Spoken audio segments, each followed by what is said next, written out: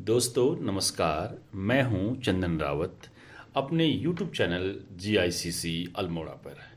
आज हम बात करेंगे एक विषय एजुकेशनल एडमिनिस्ट्रेशन पर, यानी शैक्षिक प्रशासन।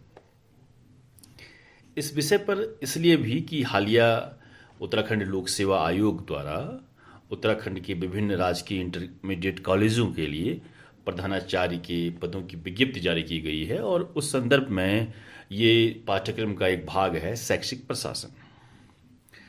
हालांकि शैक्षिक प्रशासन के संदर्भ में जो लोग विभाग में कार्यरत हैं वो शायद उसको बेहतर तरीके से समझते होंगे कि शैक्षिक प्रशासन क्या होता है, लेकिन जो उसकी तकनीकी व्याख्या है उस बारे में हम बात करेंगे आज। पहली बात तो ये है कि शैक्षिक प्रशासन का अर्थ क्या होता है और इसकी परिभाषा क्या हो सकती है। देखिए, किसी भी देश के जो प्रशासन की जो कुशलता का विकास है वो उस देश की शिक्षा व्यवस्था से होता है, और शिक्षा व्यवस्था की जो कुशलता है वो शैक्षिक प्रशासन पर निर्भर करती है। अब शैक्षिक प्रशासन से ही देश के शैक्षिक लक्ष्यों को प्राप्त करने के लिए अनेक प्रकार की योजनाएं बनती हैं और फिर उन्हें क्रियान्वित किया जाता है, और एक जो प्रशासनिक तंत्र है वो एक उसको संगठित करता है। और यह जो प्रशासनिक तंत्र है जितना प्रभावशाली होगा उतना ही सफल जो है शैक्षिक लक्ष्य की प्रगति का भी होगा। अब जो शैक्षिक प्रशासन है, संबंध इसका मुख्यतः किससे है? शिक्षा से ही है। तो शैक्षिक क्षेत्र में संगठन जिस ढांचे को खड़ा करता है, शैक्षिक प्रशासन उसे कार्यान्वित करने में मदद करता है और जिसके शैक्षिक उद्देश्यों की अधिकाधिक प्राप्ति संभव हो पाती है जिससे। और वर्तमान में जो शैक्षिक प्रशासन का कार्य है वो केवल शिक्षा की व्यवस्था करना ही नहीं है, बल्कि शिक्षा संबंधी योजना बनाना, संगठन पर ध्यान देना, निर्देशन तथा प्रशिक्षण आदि अनेक कार्यों से इसका संबंध होता है। अब जो प्रशासन शब्द है बेसिकली अंग्रेजी शब्द एडमिनिस्ट्रेशन का हिंदी रूपांतरण है, और लैटिन जो वर्ड है एडमिनिस्ट्रेशन की व्युत्पत्ति है मिनिस्टर से हुई है बेसिकली, जिसका अर्थ क्या होता है? दूसरों की सेवा करने वाले व्यक्ति से है, अथवा अधीनस्थ लोगों की सेवा प्रभावशाली ढंग से करने की कला ही प्रशासन है। क्लियर? तथा जो व्यक्ति प्रभावशाली ढंग से अधीनस्थ लोगों की सेवा करता है वह प्रशासक कहलाता है। तो ये इसकी तकनीकी व्याख्या है बेसिकली प्रशासन शब्द की, और हम चाहे उसमें कुछ और सोचें वो अलग मुद्दा है। एक डेफिनेशन इसकी है, और डेफिनेशन दी है ब्रूक एडम्स ने। ब्रूक एडम्स कहते हैं कि शैक्षिक प्रशासन में अनेक को एक में बांधने की क्षमता होती है। शैक्षिक प्रशासन परस्पर विरोधियों तथा सामाजिक शक्तियों को संगठन में इस प्रकार समायोजित करता है कि वे सब मिलकर एक इकाई के समान कार्य करते हैं, और वही एक अच्छा एडमिनिस्ट्रेटर होता है। लेकिन कहीं ना कहीं जैसे हम भारत की बात करते हैं, और भारत में जहाँ पर भी अथॉरिटी होल्डिंग होती है उसमें, क्योंकि लंबे समय तक हम गुलाम रहे ब्रिटिश के, तो उसमें ब्रिटिश एज का जो है उसकी छाप उसमें दिखती है।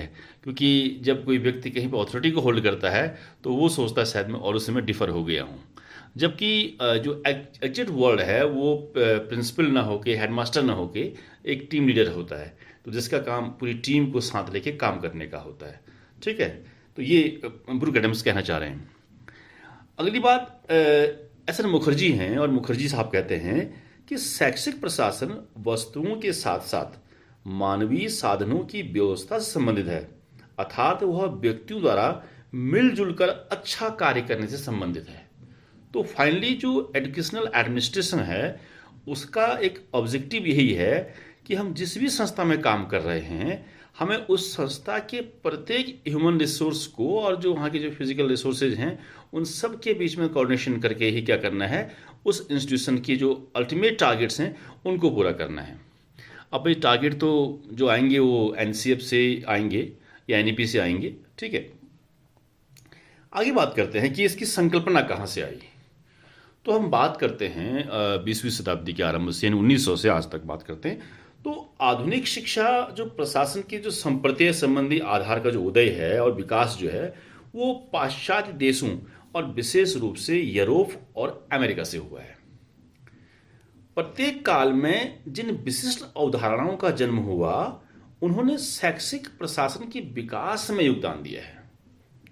ठीक, अब हम इसको देखेंगे कि शैक्षिक प्रशासन के जो आधुनिक संप्रदाय की व्युत्पत्ति एवं विकास का जो इतिहास है वो लंबा है और इसको हम 4 कालों में विभाजित करते हैं। यानी जो शैक्षिक प्रशासन के विकास का इतिहास है वो 4 स्टेप्स में है। तो पहला तो है 1900 से लेकर 1935 के बीच में, दूसरा 1935 से 1950 के बीच में, और तीसरा 1950 से 1975 के बीच में, और चौथा 1975 से आज तक जो चल रहा है। ठीक, अब जो इसका पहला काल है यानी 1900 से 1935 तक का जो काल है शैक्षिक प्रशासन का, तो यहां पर एक नाम और आता है इसमें, एजुकेशनिस्ट हैं, उनका नाम है किब्राओ। किब्राओ क्या कहते हैं? वो कहते हैं कि इस काल को पारंपरिक युग कहा जाता है। किस काल को? 1900 से 1935 तक के शैक्षिक प्रशासन के काल को पारंपरिक युग कहा जाता है। इसे प्राचीन युग भी कहा जाता है in terms of educational administration. इससे पूर्व शिक्षा प्रशासन का व्यवस्थित विचार समूह के रूप में कोई अस्तित्व नहीं था और इस काल में निम्नलिखित विचारों का उदय हुआ, वो विचार हम बात करते हैं। तो जो पहला जो विचार था वो था कि नीति निष्पादन के रूप में प्रशासन इस सिद्धांत के अनुसार, यानी नीति निर्धारण एवं नीति क्रियान्वयन पृथक होना चाहिए। कुछ नाम और आते हैं जिन्होंने पब्लिक एडमिनिस्ट्रेशन कहीं पढ़ा होगा किसी स्तर पर, तो उनके लिए थोड़ा इजी यहां पर होगा। तो अब बात आ रही है वुडरो विल्सन की। वुडरो विल्सन और वाल्डो के अनुसार नीति निर्धारण से प्रशासक का संबंध नहीं होना चाहिए, अथवा कहा जा सकता है कि शिक्षा प्रशासन का संबंध उन क्रियाओं, शक्तियों एवं तकनीकों तक सीमित होना चाहिए जो किसी अन्य द्वारा निर्धारित नीतियों को क्रियान्वित करने के लिए आवश्यक है। बेसिकली यहां पर हम एग्जीक्यूट कर रहे हैं चीजों को। ठीक, प्राचीन संगठन सिद्धांत इस परंपरावादी विचारधारा के विकास में टेलर, फेयोल, गुलिक और मैक्स वेबर के योगदान को अधिक मानता है। और ये सारे नाम फिर वही जो पवेड वाले हैं उनके लिए बड़ा इजी नाम है। टेलर साहब क्या कहते हैं? जो टेलर का सिद्धांत है इसे हम वैज्ञानिक प्रबंधन का सिद्धांत भी कहते हैं और ये 6 महत्वपूर्ण नियमों पर काम करता है। ऐसा माना जाता है कि यदि शिक्षा प्रबंध में इसे लागू किया जाए तो संस्था के लक्ष्यों की प्राप्ति में उपलब्ध मानव और राष्ट्रीय संसाधनों के प्रयोग को अधिक से अधिक प्रभावशाली बनाया जा सकता है। यानी अगर हम कहें कि एमसीक्यू में कहीं क्वेश्चन आता है तो शैक्षिक प्रशासन के संदर्भ में वैज्ञानिक प्रबंधन का सिद्धांत किसने दिया? तो वो टेलर ने दिया। ठीक, प्रक्रिया के रूप में प्रशासन में अगर बात करेंगे तो यहां फेयोल हैं और गुलिक यानी लूथर गुलिक हैं तथा अन्य विद्वानों ने प्रशासन को एक प्रक्रिया माना है। फेयोल क्या कहते हैं? फेयोल के विचार टेलर के विचार से भिन्न थे। फेयोल ने प्रशासन की प्रक्रिया को संस्थान की अन्य प्रक्रिया जैसे उत्पादन आदि से पृथक किया और फेयोल ने यानी हेनरी फेयोल ने अपनी पुस्तक जनरल एंड इंडस्ट्रियल मैनेजमेंट में प्रबंध की आधारभूत प्रक्रिया एवं कार्यों को प्रकाशित किया। दूसरी ओर जो गुलिक हैं, जो सिद्धांत है दिया गुलिक ने, जिसे हम पोस्टकॉप कहते हैं, तो गुलिक ने फेयोल के विश्लेषण को अपनाया तथा प्रबंधक के कार्यों को पोस्टकॉप अक्षर द्वारा परिभाषित किया। ठीक, अब अगला जो बात आती है वो आती है कि प्रशासन नौकरशाही के रूप में। जर्मन समाजशास्त्री है मैक्स वेबर। ठीक है, तो ये अलग अलग आएगा। जैसे कि एमसीक्यू में क्वेश्चन बन सकता है कि पोस्टकॉप का सिद्धांत किसने दिया? गुलिक ने दिया। ठीक है, और उसको प्रक्रिया के रूप में कौन देख रहे हैं? फेयोल देख रहे हैं। उसको साइंटिफिक मैनेजमेंट की बात कौन कर रहे हैं? टेलर कर रहे हैं। अब प्रशासन नौकरशाही के रूप में, और यहां बात कर रहे हैं कौन? Max weber. ठीक है, जर्मनी के हैं। इनका टेन्योर रहा है 1864 to 1920। अब इन्होंने नौकरशाही को प्रशासनिक संस्था का एक रूप माना जिससे दक्षता की उच्चतम सीमा प्राप्त की जा सकती है। नौकरशाही आज भी विद्यमान है। तो इन्होंने ऐसे विचारों को जन्म दिया जिन्होंने नवीन संप्रदायों एवं पद्धतियों का विकास किया। जवाबदेही कार्यक्रम, उद्देश्य प्रबंधन आदि नवशास्त्रीय यानी न्यू क्लासिकल और नवीन वैज्ञानिक न्यू साइंटिफिक दृष्टिकोण जो है अपनाया किसने? मैक्स वेबर ने। देखिए, फ्योल की द्वारा से अगर हम बात करेंगे, जो फ्योल का शैक्षिक प्रशासन है, तो फ्योल के जो 5 एलिमेंट्स हैं कौन कौन से हैं? नियोजन, संगठन, आदेश, समन्वय और नियंत्रण। ठीक है। अब जो लूथर गुलिक का है, जिसको हम पोस्ट कॉर्प कह रहे हैं, तो पोस्ट कॉर्प में क्या है? पहला पी प्लानिंग है, नियोजन बनाना है। दूसरा फिर संगठन करना है, ठीक है, ऑर्गेनाइजेशन है। तीसरा क्या है? नियुक्त करना है। चौथा निर्देश देना, डी। उसके बाद अगला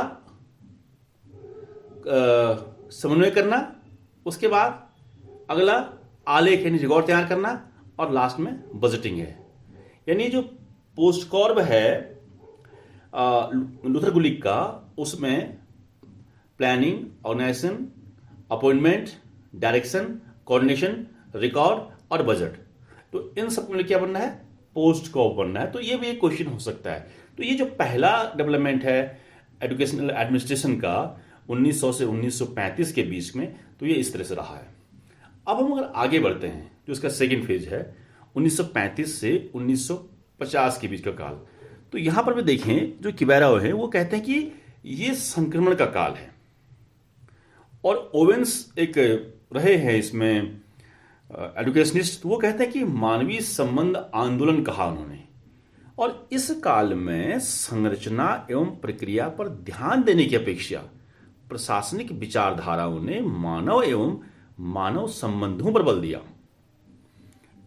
इस काल में प्राचीन संगठन सिद्धांत तो प्रचलित थे ही साथ नवीन पक्ष और जुड़ते गए। कहां पर?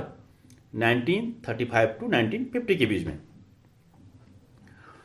जैसे मेयो ने बताया कि प्लांट में कार्य करने वाले व्यक्तियों से कैसे कार्य कराया जाता है एवं उनके साथ कैसा व्यवहार किया जाता है, यह मनोवैज्ञानिक दृष्टिकोण से महत्वपूर्ण था।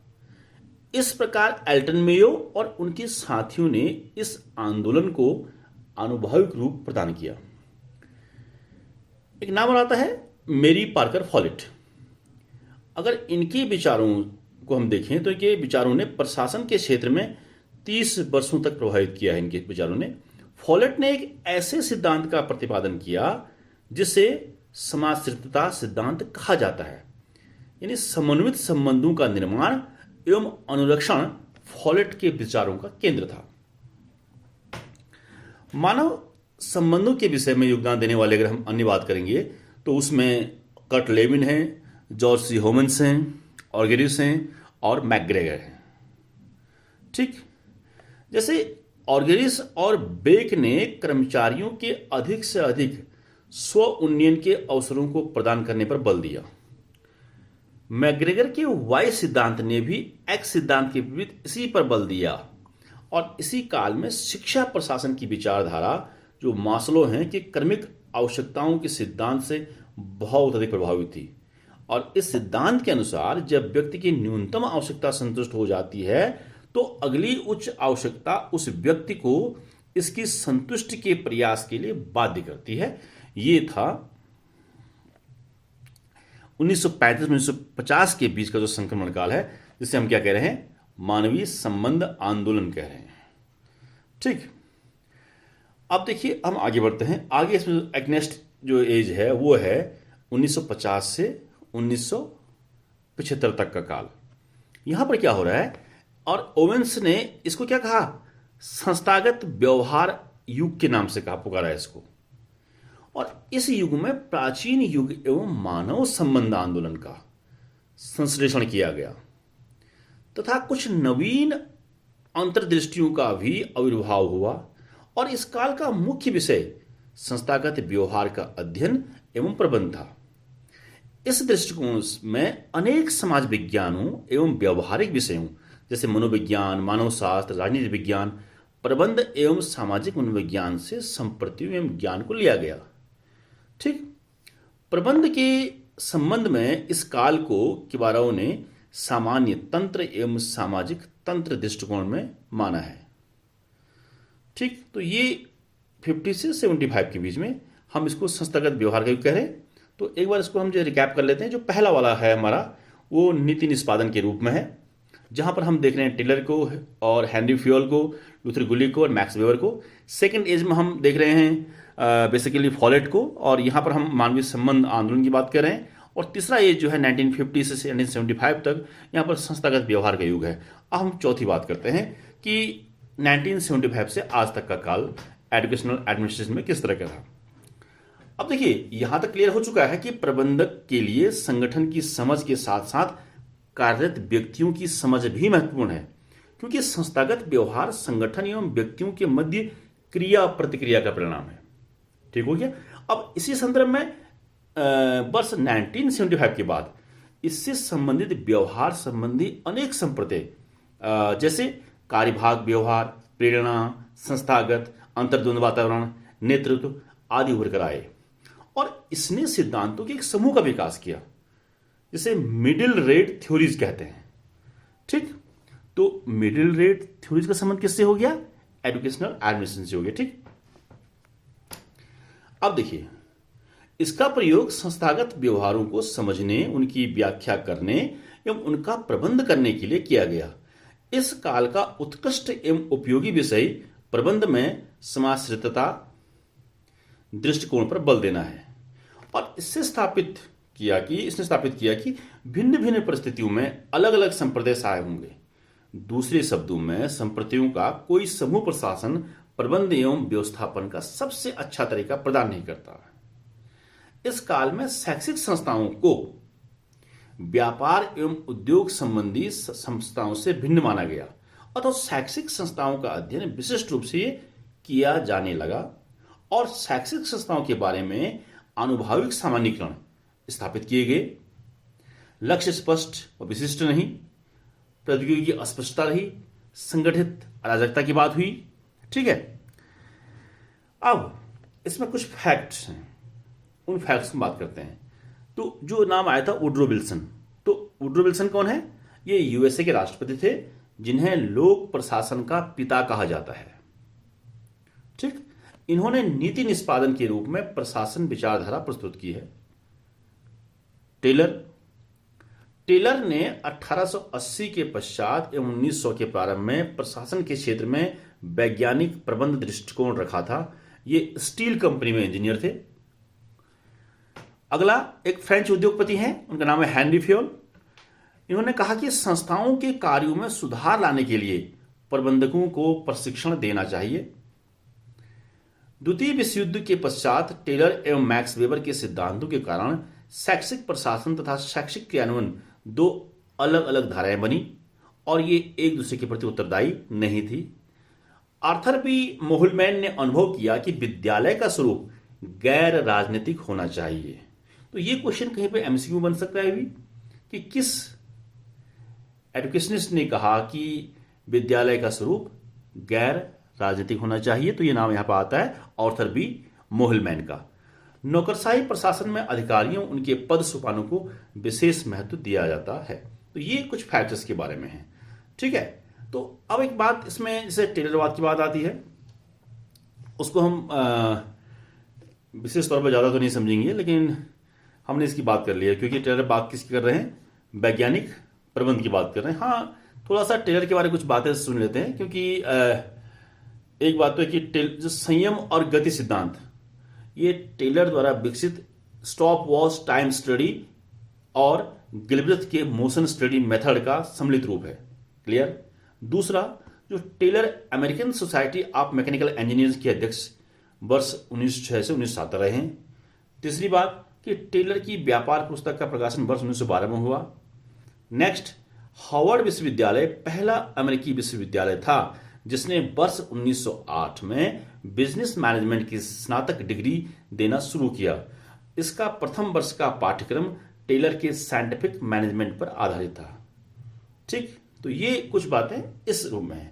ठीक, अब हम आगे नेक्स्ट जो वीडियो हमारा होगा इस पे ब्लॉग जो आएगा, तो उसमें हम बात करेंगे कि शैक्षिक प्रशासन को कैसे हम एक प्रक्रिया के रूप में समझें, उसकी लक्ष्य क्या है, उसकी आवश्यकताएं क्या हैं, उपयोगिता क्या है और उसकी प्रकृति क्या है। तो बहरहाल यहाँ तक आज की बात को, आज की इस चर्चा को, इस वीडियो को देखने के लिए आप सबका बहुत बहुत धन्यवाद।